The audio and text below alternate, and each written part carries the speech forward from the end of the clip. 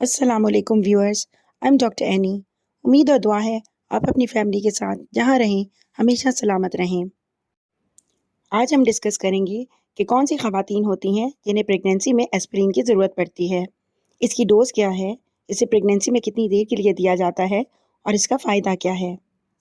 Aspirin एक blood thinner antiplatelet medicine है, यानी ये खून को गाढ़ा नहीं होने देती, क्योंकि अगर बच्चे की आवल में जगह जगह प्लेटलेट प्लग बन जाएंगे तो माँ से जो बच्चे को खून जाता है इसका फ्लो अच्छा नहीं होगा और बच्चे को ठीक से ऑक्सीजन और खुराक नहीं पहुँचेगी, जिसकी वजह से बच्चे की ग्रोथ मुतासिर हो सकती है। तो इसलिए कुछ केसेस में हम खवातीन को प्रेगनेंसी में एस्पिरिन स्टार्ट करवाते हैं। तो कौन सी खवातीन हैं जिनको एस्पिरिन की ज़रूरत पड़ती है? इसमें सबसे पहले हाई रिस्क क्लास है, जिनको इसकी ज़रूरत होती है। जिन खवातीन में एक भी हाई रिस्क फैक्टर पाया जाए, इनको एस्पिरिन शुरू करवा देनी चाहिए। इनमें वो खवातीन होती हैं जिन्हें पहली प्रेगनेंसी में ब्लड प्रेशर का मसला हो, या वो खवातीन जिनका ब्लड प्रेशर प्रेगनेंसी के अलावा भी ज़्यादा रहता हो, वो खवातीन जिनमें टाइप 1 या टाइप 2 शुगर हो, वो खवातीन जिनको गुर्दों का मसला हो, वो खवातीन जिनमें ऑटो इम्यून डिजीज़ जैसे कि SLE, रूमेटॉइड आर्थराइटिस का मसला हो। इन खवातीन को 12वें हफ्ते से बाकायदगी से रोज़ाना एस्पिरिन लेनी चाहिए। इसके बाद इन खवातीन की क्लास आती है जिनमें मॉडरेट रिस्क फैक्टर्स हों। जिन खवातीन में 2 या 2 से ज़्यादा मॉडरेट रिस्क फैक्टर्स हों, इन खवातीन को प्रेगनेंसी में एस्पिरिन लेनी चाहिए। इसमें वो खवातीन शामिल हैं जिनकी पहली प्रेगनेंसी है, जिनकी उम्र 40 साल से ज़्यादा है, जिनका BMI 35 से ज़्यादा है, या वो खवातीन जिनकी मल्टीपल प्रेगनेंसी यानी ट्विन प्रेगनेंसी या ट्रिपलेट प्रेगनेंसी है।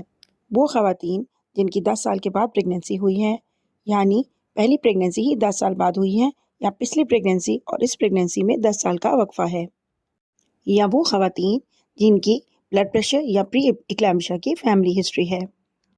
इसके अलावा एक्सपीरियंस के हिसाब से भी कुछ खवातीन को एस्पिरिन दी जाती है। वो खवातीन जिनको बहुत अरसे के बाद प्रेगनेंसी हो, वो खवातीन जिन्होंने बहुत इलाज के बाद कंसीव किया हो, जैसे कि IVF के बाद, वो खवातीन जिनके पहले बहुत से मिसकैरेजेस हुए हों, या वो खवातीन जिनकी पिछली प्रेगनेंसी में इनका बच्चा कमज़ोर हो और इसकी नशोनुमा का मसला बना हो। तो ऐसी तमाम खवातीन को आमतौर पर प्रेगनेंसी में एस्पिरिन दी जाती है। अब एस्पिरिन कितनी मिकदार में लेनी चाहिए?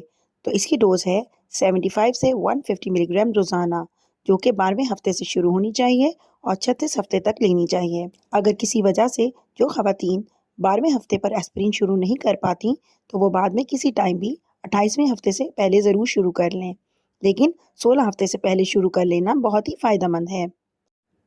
अब एस्पिरिन को किस टाइम लेना चाहिए? इसको रात को खाने के बाद लेना चाहिए। बहुत सी खवातीन ये सवाल करती हैं कि इसके साइड इफ़ेक्ट हैं या नहीं।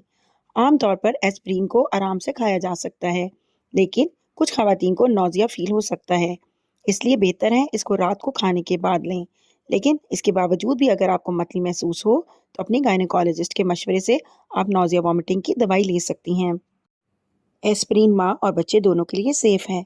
इससे ना तो बच्चे में कोई जेनेटिक एब्नॉर्मेलिटी होने के चांसेस होते हैं और ना ही ये माँ और बच्चे में ब्रीदिंग प्रॉब्लम्स करती हैं। ज़हन में रहे कि लोप्रिन या एस्पिरिन ब्लड प्रेशर को कंट्रोल करने की दवाई नहीं है, जैसा कि बहुत सी खवातीन सवाल करती हैं।